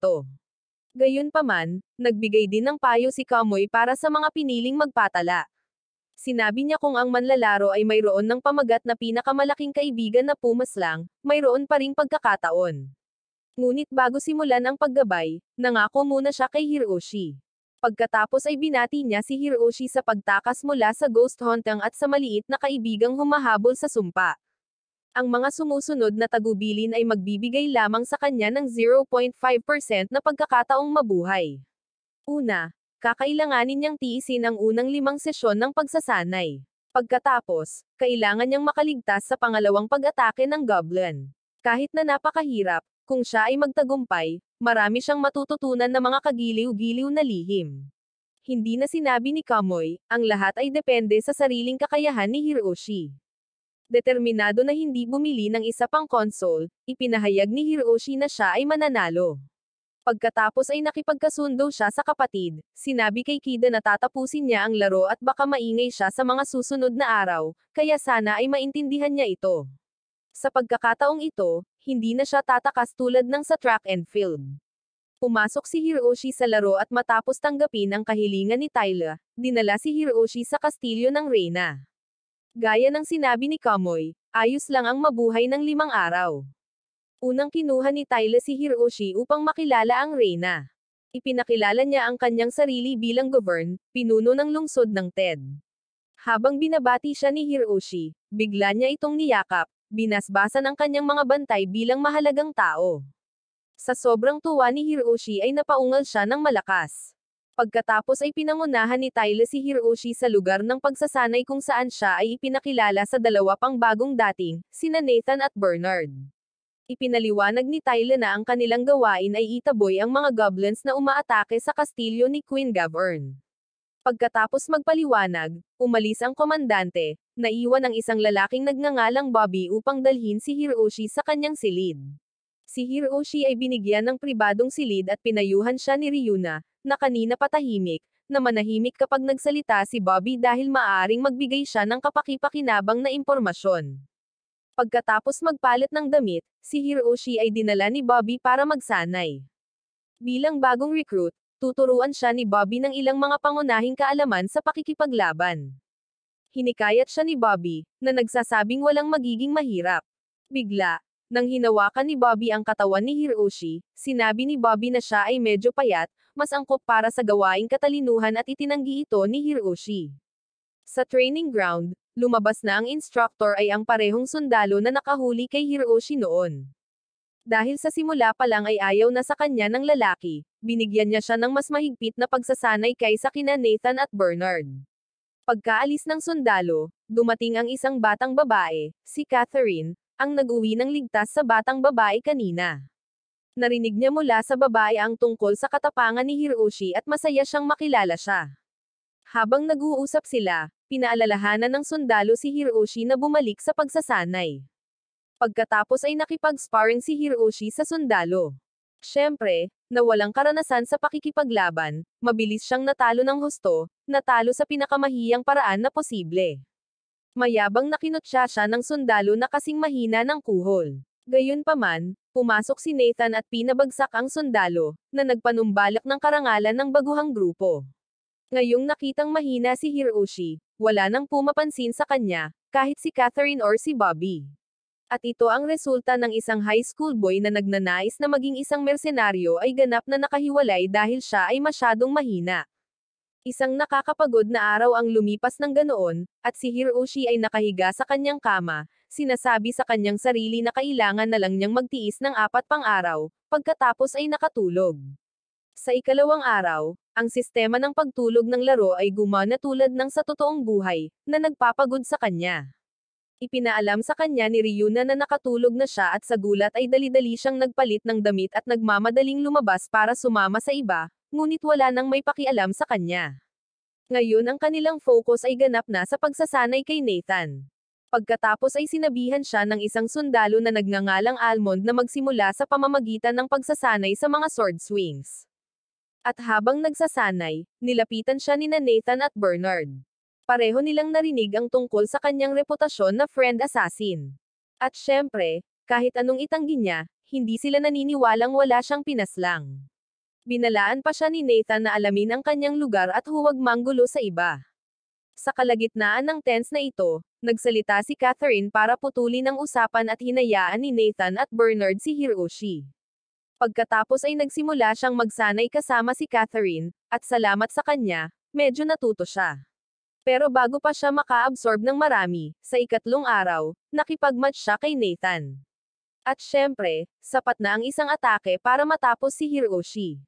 Pinagtawanan siya ni Nathan at Bernard dahil sa hindi niya magawang iangat ang kanyang ulo, at pareho sa totoong buhay at sa laro, nadama ni Hiroshi na mas walang silbi kaysa dati. Nakaupo mag-isa sa isang sulok pagkatapos, sinubukan siyang aliwin ni Ryuna. Alam ni Hiroshi na magiging mahirap ito, ngunit hindi niya inaasahan na magiging ganito kahirap. Sinabihan siya ni Ryuna na maghintay lang ng kaunti, pagkatapos ay dinala siya sa isang silid ng pagpapayo na kakahanap niya lang, at sinabing baka makatulong ang pag-uusap tungkol sa lahat. Sa pagtitiwala sa kanya, pumasok siya at binuksan ang tungkol sa pagiging nakahiwalay dahil sa pagiging mahina at kahit na pangangikil para sa pera. Ang tagapayo ay nakinig at pagkatapos ay tahasang sinabi sa kanya na ang problema ay siya. Wala siyang kakayahan ngunit pinili pa rin niyang sumama sa hukbo, kaya siya lamang ang dapat sisihin. Lalo lang nagalit si Hiroshi nang marinig iyon at siya ay dumating upang maibsan ang stress, ngunit lalo lamang siyang ikinagalit ng tagapayo. Itinuro ni Ryuna na ang mga opisina ng pagpapayo sa totoong buhay ay madalas na hindi rin nakakatulong, na lalong nagpagalit kay Hiroshi. Bakit niya siya dadalhin dito kung alam niya iyon? Sa sandaling iyon, lumapit si Catherine na nagsasabing alam niyang pinipigilan niya ang pagkadismaya at kailangan itong pakawalan. Iminungkahi niya na maaari niyang subukang manalangin dahil maaaring makatulong ito kahit papaano. Kasunod ng kanyang payo, pumunta sila ni Ryuna sa simbahan para magkumpisal. Matapos pakinggan ang kanyang kwento, sinabi ng madre na siya ay isinumpa at magsisimula ng isang ritual sa paglilinis. Akala niya ito ay isang bagay na solemna, ngunit ang madre ay nagbuhos lamang ng isang balde ng malamig na tubig sa kanya at idineklara itong tapos na. Parang walang katotohanan, ngunit wala siyang magagawa tungkol dito. At gaya ng inaasahan, walang epekto dahil sa pang-apat na araw, napahirapan pa rin siya ng husto. Pagkatapos si Almond ay tapos na sa kanya, sina Nathan at Bernard ay lumapit sa kanya para sa pera. At nang sabihin niyang wala siya, itinulak nila siya at pinahirapan. Dinala ni Catherine si Almond para pigilan ito, pero umarte siya na parang walang nangyari. Sa puntong ito, ang sitwasyon ni Hiroshi ay napakalungkot na kahit si Ryuna ay maaari pa ring magbiro, na ginawa ang kanyang karakter na tila napaka-insensitive. Nabalisa si Hiroshi at nakipagtalo sa kanya. At pagkatapos nun, nakita siya ni Catherine na kinakausap ang sarili niya. Binalaan siya ni Nathan at Bernard na kung patuloy siyang makikasama kay Hiroshi, itatreto nila siya sa paraan ng pagtrato nila sa kanya. Dahil ayaw niyang mapahirapan at mapahiya, sinabi ni Catherine sa kanila na hindi niya siya kilala. Talagang malas si Hiroshi, nabuli sa laro at sa totoong buhay. Sa kabutihang palad, sa totoong buhay, hindi pa siya pinagtaksilan ng kanyang mga kaibigan, ngunit malamang na mangyayari iyon sa lalong madaling panahon kung patuloy siyang mahina. Habang pinagtatawanan siya ni Nathan at Bernard, tumawa pa si Ryuna, naiwan si Hiroshi na hindi sigurado kung kaninong panig siya. Ngunit marahil dahil sa awa, nangako itong tutulungan siya. Sa ikalimang araw, ang huling araw ng pagsasanay, madaling araw, natuklasan ni Nathan na may nagnakaw ng kanyang sapatos at itinapon ito sa drainage. Pinahahalagahan niya ang mga sapatos na iyon dahil gawa ito ng kanyang ina. Ngunit iyon ay simula lamang at sumunod, nawala ang kanyang espada, at kalaunan ay nakita niyang nakasiksik ito sa isang palikuran. Natural, si Hiroshi ang kauna-unahang taong pinaghihinalaan niya dahil walang ibang nagpahirap sa kanya bukod sa kanya. Pumasok si Bobby para pigilan siya, sinabing walang katibayan, at nagsalita din ang iba dahil walang nakakita kay Hiroshi na pumunta malapit sa locker ni Nathan.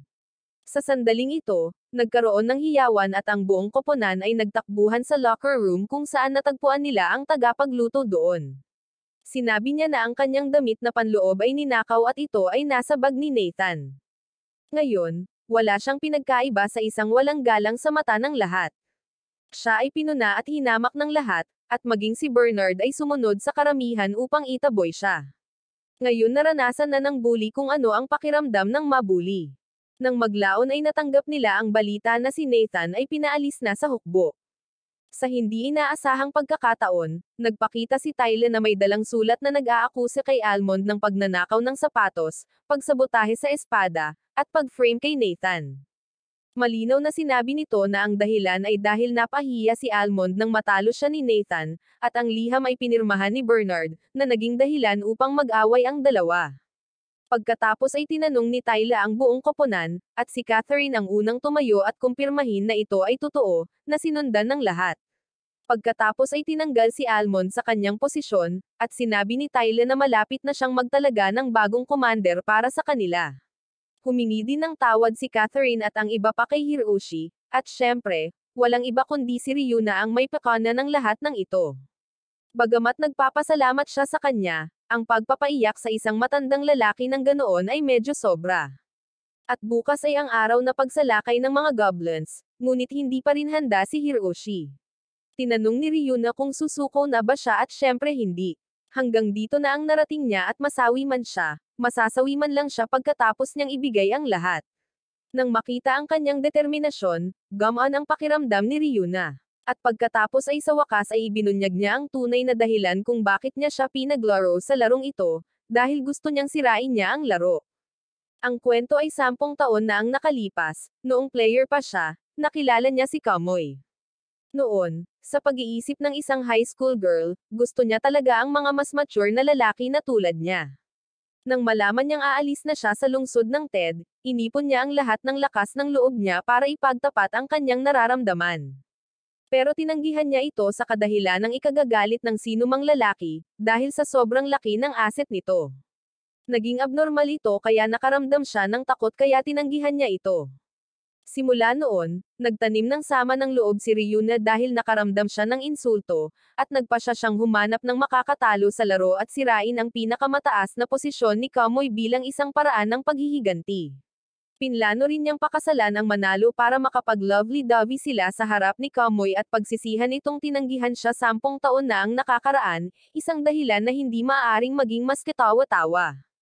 Gabi na, hindi makatulog si Hiroshi at lumabas para makalanghap ng sariwang hangin. Hindi niya inasahan na inihanda ni Ryuna ang lahat para lang sa layuning iyon. Pakiramdam niya ay hindi katumbas ng halaga ang lahat ng kanyang pagsisikap dahil sa kanya. Sa sandaling iyon, dumating din si Tyla. Hindi rin siya makatulog, dahil hindi niya alam kung kailan sasalakay ang mga goblins. Pagkatapos ay nag-usap ang dalawa, at nalaman ng commander na gusto ni Hiroshi na umalis sa lungsod. Sinabi ni Tyla na gusto rin niyang umalis kung hindi siya ang kapitan ng gwardya. Gusto niyang makita ang malawak na mundo doon, at sinabi niya na kung makaligtas sila sa labanan, sasama siya kay Hiroshi.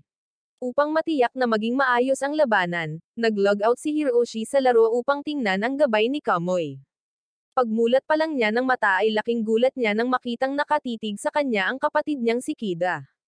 Tinanong niya kung ano ang ginagawa niya sa kanyang silid, at sinabi niya na dumating siya upang suriin siya nang hindi ito tumugon sa kanyang pagtawag sa kanya para sa almusal sa labas ng pinto.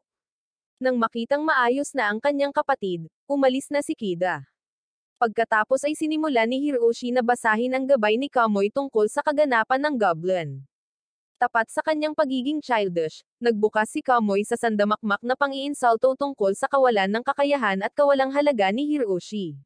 Pagkatapos ay pinanggakwan niya si Hiroshi bago magbigay ng mga tagubilin.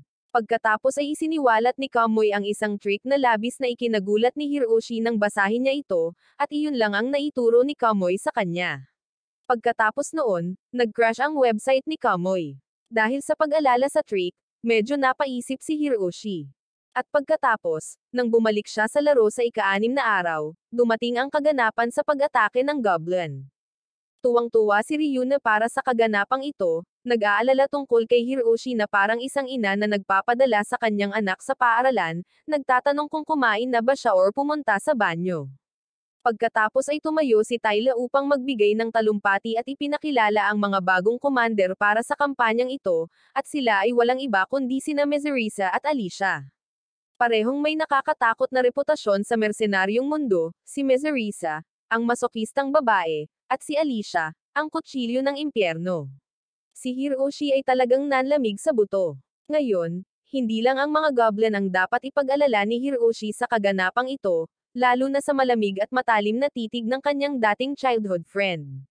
Isinasantabi ang mga personal na sama ng loob, Nagsimulang magbasa si Tyler ng isang talumpati upang i-rally ang moral ng mga sundalo. Ngunit dahil wala pa ring palatandaan ng mga halimaw, inutusan niya ang mga tropa na kumalat sa buong lungsod upang magpatrolya. Si Hiroshi ay itinalaga sa silangang nayon, sa sarili niyang nayon, at pinadala ni Tyler sina Mezurisa at Alicia para samahan siya para makapag-catch up ang tatlo. Nakiusap si Hiroshi sa komandante na muling isaalang-alang, ngunit iginiit ni Tyler na dapat niyang lutasin ang kanilang alitan upang sila ay magtulungan upang talunin ang mga goblins. Nang walang ibang pagpipilian, si Hiroshi ay nag-aatubili na sumama sa dalawang babae, determinadong panatilihin ang kanyang distansya upang maiwasan ang kanyang paghihirap. Ang tatlo ay nagpatrolya sa tahimik na mga lansangan ng lungsod kung saan karamihan sa mga tao ay nakabarikada na sa kanilang mga sarili sa bahay. At sa unahan, sumiklab ang isang pagnanakaw. Kumuha ng bag ang magnanakaw at tumakbo palapit sa kanila, itinulak si Hiroshi sa isang tabi bago siya makapag-react. Ngunit nang malagpasan niya si Alicia, inagaw nito ang bag at agad na hiniwa ang kamay nito. Hindi man lang nag-abalang tanggalin ni Hiroshi ang kamay bago ibinalik ang bag sa biktima, dahilan para mahimatay ang kawawang babae sa takot. Tinanong ni Mezurisa ang magnanakaw, na umamin na may nagudyok sa kanya, na sinabi sa kanya na dahil ang mga sundalo ay malayo sa pakikipaglaban sa mga goblin, ang lungsod ay walang pagtatanggol at madali para sa pagnanakaw. Ibinunyag din niya na maraming nakawan na nangyayari sa paligid ng lungsod sa mismong sandaling iyon. Nang hilingi ni Hiroshi na malaman kung nasaan ang pasimuno, itinuro ng magnanakaw ang isang kasino. Nagtungo doon ang tatlo at nakita nilang maraming sibilyan ang nakabihag. Pagtingin sa paligid, nakita nila ang isang lalaki na tila malakas para maging ringleader. Haharapin ni na Mezurisa at Alicia ang mga bandido habang iniligtas ni Hiroshi ang mga bihag, dahil itinuring siyang mahina ng dalawang babae. Nagsimula ang plano at isa-isang pinabagsak ni na Alicia at Mezurisa ang mga bandido habang pinalaya ni Hiroshi ang mga bihag. Sa kanyang pagtataka, kasama si Genji, ipinaliwanag na ang mga bandido ay nagplano na mangdukot ng mga tao at ibenta ang mga ito sa ibang bansa. Ngunit nang matalo ni Alicia ang bukal, napagtanto niyang napakahina ito para maging pinuno dahil ang tunay na utak ay si Genji.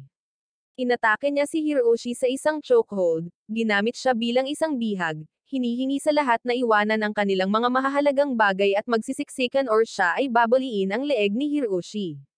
Ngunit hindi na si Hiroshi ang duwag na tumatakas lamang, siniko niya si Genji sa tiyan para makawala. Gusto siyang tapusin ni Mezurisa, ngunit pinilit ni Hiroshi na labanan ang lalaki mismo.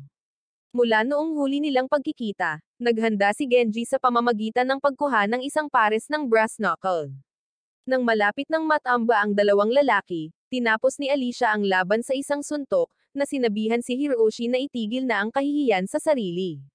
Nahuli ang lahat ng mga bandido, ngunit ito ay naging bahagi ng plano ni Genji. Gusto niyang maaresto para manatili siya sa bilangguan, makakuha ng libreng pagkain, at ganap na maiwasan ang mga goblin.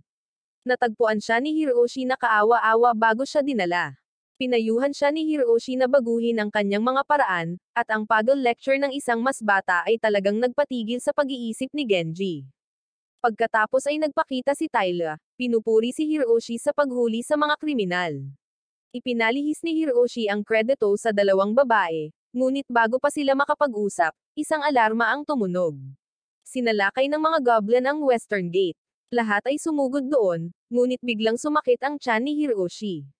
Nagkukunwaring magsa-shortcut, tumakbo siya sa banyo at pilit na nagdumi. Nang matapos siya, itinaas niya ang kanyang pantalon, handang sumama sa laban, ngunit nakita niya ang isang goblin na nakabantay sa kanya sa buong oras. Sumigaw si Hiroshi para sa tulong ni Ryuna, ngunit sa labas ng laro, hindi niya narinig at ipinagpalagay na sakit lamang iyon sa tiyan. Biglang pinutol ni Mezurisa ang ulo ng goblin na nakasunod sa kanya mula sa pagtakbo niya sa banyo. Hiniling niya ang kanyang espada upang siyasatin ito, pagkatapos ay tinusok siya sa binti, na napasigaw siya, na tila mas ikinatuwa niya. Sinamantala ang pagkawala ni Alicia, inanyayahan siya ni Mezurisa na maging kanya, nangako na gagawin niyang mabuti ang pakiramdam niya sa totoong kahulugan. Ngunit ang ligaw na enerhiyang taglay ni Mezurisa ay isang bagay na hindi kinaya ni Hiroshi. Sa sandaling iyon, pumasok si Alicia, na humarang sa kanila. Nagsimulang magtalo ang dalawa, at si Hiroshi ay pumuslit upang muling makisama kay Ryuna, para lamang bumalik ang pananakit ng kanyang tiyan, na dulot ng stress. Parang nung time na yon, binasa niya yung sarili niya sa track practice. Determinado na huwag sumuko, kinalma ni Hiroshi ang kanyang sarili, at nang hamupa ang sakit, sinabihan siya ni Ryuna na magtungo sa North Gate kung saan naroon na sina Mezurisa at Alicia. Mabilis siyang tumakbo roon upang makita ang koponan ni Tyla na naghahanda upang harapin ang isang kawan ng mga goblins, marami, mabangis, at may mga high-level na uri sa kanila. Matindi ang labanan at pinawi ni Tyla ang mga kumpol ng mga kaaway na may malawak na hanay ng mga kasanayan. Hinampas sila ni Mezurisa habang ninanamnam ang laban. Si Alicia ay tumama mula sa mga anino, at ang walang pangalan na mga extra ay nasawi para sa dramatikong epekto. Nang matapos nila ang kawan, sumugod sina Catherine at Bobby upang iulat na ang mga goblins sa kanlurang gate ay nakalusot sa lungsod at umaatake sa mansyon ng Reyna. Nang maramdaman ng isang malakas na kaaway roon, inutusan ni Tyla ang lahat na ipagtanggol ang mansyon habang siya ay nag-iisa roon. Sumunod si Hiroshi, para tumulong man or maging pabigat. Pagdating, nakita nila ang isang napakalaking pulang orc na may isang mata na pumapaslang sa mga sundalo. Inihayag ni Tyla na siya ang samugat sa mata nito noon, na ginawa itong isang rematch. Nagpadala siya ng iba para kunin ang kulungang bakal habang nilalabanan niya ito. Nang magsalubong ang kanilang mga armas, nakakabingi ang impact. Sa pagmamasid sa gilid, si Hiroshi ay nabigla, ngunit alam niyang mapanganib ang One-Eye Orc. Gusto niyang tumulong ngunit nanginginig sa takot, hanggang sa dumating ang dalawang babae, sinabihan siyang ipaubaya na lang ito sa kanila. Naunang umaksyon si Mezurisa ngunit agad itong nahampa sa pader at natamba. Napagtanto ni Alicia na ang kalaban ay parehong mabilis at malakas, kaya nakipag-away siya sa napakabilis. Natapos ang labanan nang dinala ng mga sundalo ang hola na naglalaman ng mga batang goblin bilang mga bihag. Ang pagdinig sa kanilang mga pag-iyak ay nakagambala sa One-Eye Orc, at si Tyla ay nakatama ng isang nakakasawi na atake. Ngunit naramdaman ni Hiroshi na may mali, napakadali, hindi tulad ng inilarawan ni Kamoy. Sa muling pagtingin sa mga batang goblin, napagtanto niyang nahuli na sila bago pa man ngayon. Hinarap niya si Tyla, na walang sinabi, pagkatapos ay pinaslang ang orc at pinandilatan si Hiroshi at sinabing masyado kang maraming nalalaman. Ang Reyna ay nagpakita, na nagsiwalat ng katotohanan siya ay may mga anak na goblin na nahuli upang pukawin ang paulit-ulit na pag-atake ng mga goblin, pagkatapos ay ipiniposisyon ang kanyang sarili bilang tagapagligtas, pinag-isa ang mga tao at ginawang isang malayang teritoryo ang lungsod na malaya sa pamamahala ng ibang mga bansa, habang pinipigilan ang mga mamamayan na umalis. Si Tyla at ang Reyna ay gumagamit ng mga goblins bilang paraan ng kontrol. Ang matuwid na commander na hinahangaan ni Hiroshi ay talagang isang mapagkunwari na, pagkatapos naguluhin ang lahat, inalis ang mga sundalo upang patahimikin ang mga saksi. Naturally, ang susunod na target ni Tyla ay si Hiroshi, at ang 300% na babala sa rate ng kasawian ni Kamoy ay may katuturan na ngayon sa simula pa lang, napipilitan kang labanan ang isang mataas na antas na boss. Agad na pinakawalan ni Tyla ang kanyang ultimate attack para tapusin si Hiroshi sa isang atake. Sa takot, nanalangin si Hiroshi para sa walang sakit na kasawian, ngunit hinarang ni Alicia ang welga. Tinanong ni Hiroshi kung bakit, at sinabi ni Alicia na nagpakita sa kanya si Martin sa isang panaginip, na sinasabi sa kanya na patawarin siya. Tinanggap niya ito at lihim na pinoprotektahan siya, na sinasabing masaya siyang umamin ito sa kanya. Umaasa siyang mabubuhay ito para sa kanya at sa kanyang kapatid.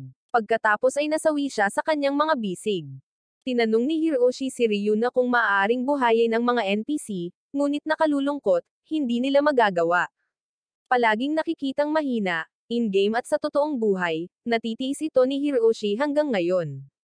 Sa pagkakataong ito, hindi niya kinaya. Nanlaban siya at nang sumugod si Tyla, pinalihis ni Hiroshi ang bawat atake gamit ang mga trick na matagumpay na itinuro sa kanya ni Kamoy. Kung babalikan kung kailan nagbibigay ng mga tagubilin si Kamoy, sinabi niya na ang mga istatistika ng isang manlalaro sa larong ito ay tataas ng malaki kapag ang kanilang mga emosyon ay nagbabago ngunit mga positibong emosyon lamang.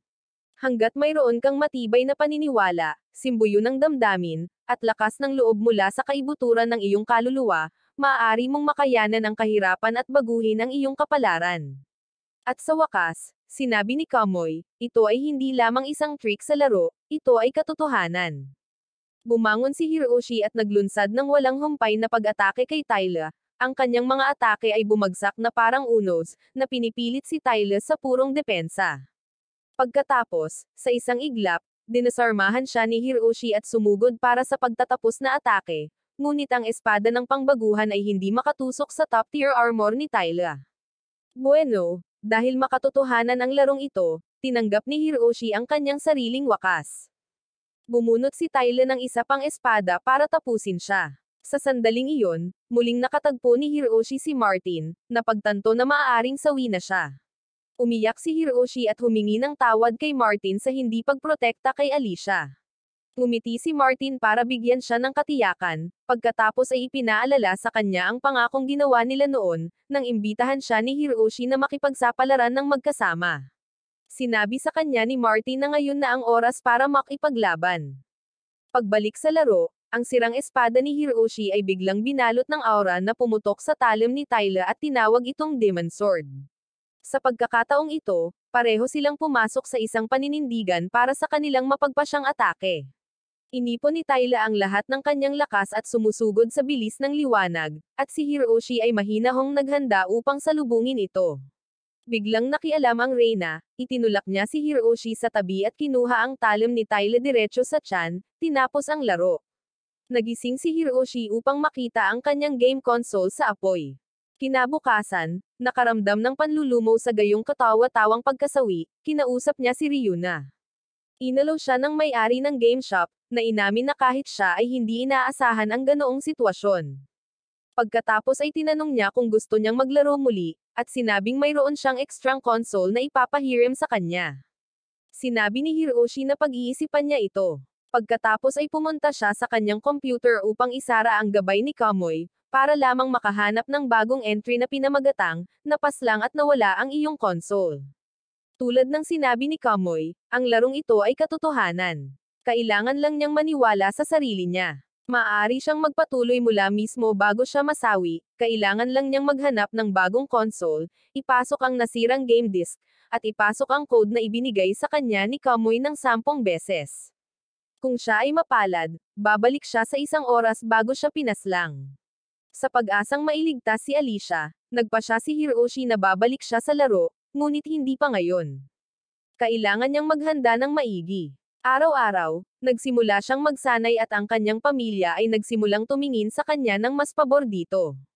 Ang kanyang guro, kahit na wala pa ring sagot sa mga plano ni Hiroshi para sa hinaharap, ay tinanggap ito dahil pakiramdam niya ay may nagbago sa loob ni Hiroshi, sa pag-aakalang kahit papaano ay nagtagumpay siya sa kanyang pagkatao. Tungkol naman sa 2 tambay boys na madalas humingi sa kanya ng pera, tinakat niya ang mga ito para hindi na siya maabala pa. At pagkatapos, makalipas ang 1 buwan, bumalik si Hiroshi sa labanan. Sa pagkakataong ito, determinado siyang iligtas ang lahat.